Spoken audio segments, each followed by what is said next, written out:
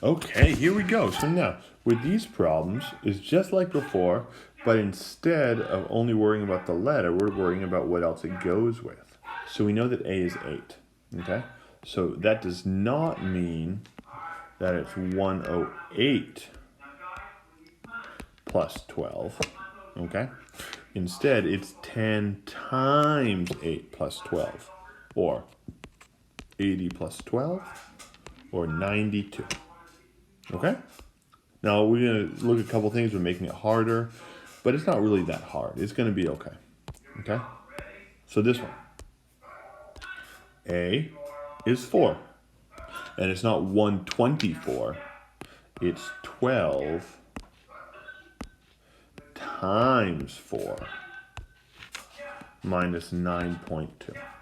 Or 48 minus 9.2. Okay? Or 38.8. Okay? There we go. Let's look at the next one. B, C.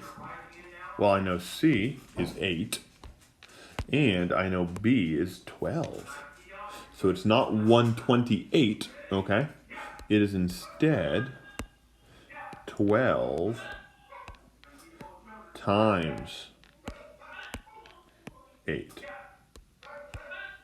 minus 4.7. 12 times 8 is 96 minus 4.7. Okay? So then what you get when you put it all together is 91.3. Okay? Here we go. Okay, is that? Yeah. 2 more.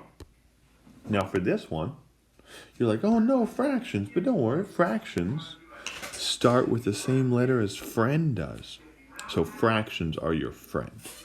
So A is 7. So just rewrite it. Instead of an A, it's just 7 over 4 plus 1 over 5. Now, in order to add these together successfully, you have to have the same denominator. The bottom number has to be the same. What's a number that both 4 and 5 can go into? Well, I think if you think hard enough and pause this. Okay, now that it's paused, here's the answer. They can both be 20.